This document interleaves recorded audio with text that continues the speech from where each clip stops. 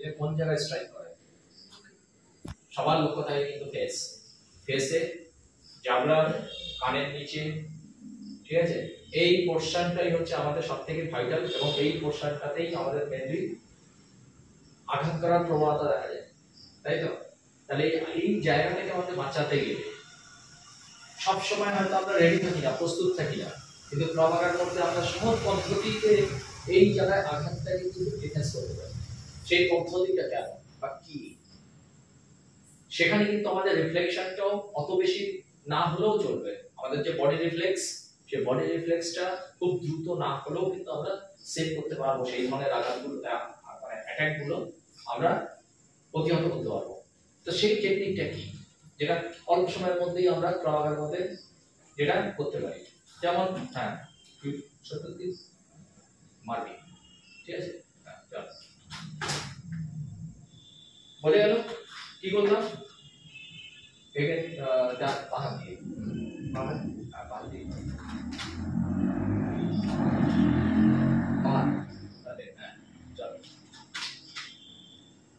আমার লাগছে? আমার কিন্তু লাগছে না। লাগছে? লাগার কোনো চান্স আছে? না, কোনো চান্স নেই।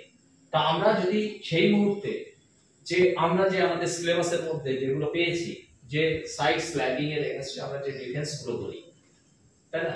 কি করি সেগুলোতে? সাইড আপার ব্লক করি, সাইড আপার ব্লক করি, সাথে সাথে সাইমালটেনিয়াস স্ট্রাইক করি, এটাই ক্রমাগত, তাই তো? কিন্তু এখানে আমি যদি এই করি বুঝা গেল? এটা কিন্তু আরো মারাত্মক হতে পারে, বুঝতে পারছিস? কারণ আমরা সাইড আপার ব্লক করে আমরা, কিন্তু এটাতে আমি কিন্তু চারো এনিমির মধ্যে ঢুকিয়ে দেওয়া হচ্ছে, আমাদের যে কাউন্টার অ্যাটাক সেটা আরো বেশি কি হচ্ছে, এফেক্ট হচ্ছে, আরো বেশি এফেক্ট করবে, আরো বেশি ইনজুরি হবে। কিন্তু এটাতে আমরা যেহেতু দূর থেকে করছি, এটা দূর থেকে করছি, ঠিক আছে? এটা একরকম, ঠিক আছে? এটা পুরো ঢুকে যাবে, পুরো পাওয়ারটা জেনারেট হচ্ছে ওর ফেসে, ঠিক আছে?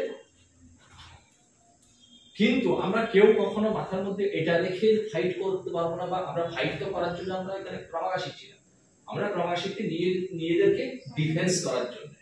তো নিজেদেরকে ডিফেন্স করতে গেলে আমরা কোনো একটা জায়গায় দাঁড়িয়ে আছি, কোনো একটা জায়গায় আমরা কি করছি, বাজারে দাঁড়িয়ে আছি, খেলার মাঠে দাঁড়িয়ে আছি, বা ট্রেন বাস ধরার জন্য দাঁড়িয়ে আছি, আমরা তো অপ্রস্তুত, যে আমরা ভাবতেই পারি না কেউ আমার উপরে আঘাত করবে।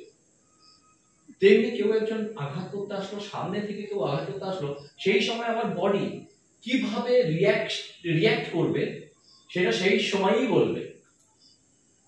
তার জন্য কি করতে হয় আমাদের? কি করতে হবে? অনুশীলন, প্র্যাকটিস।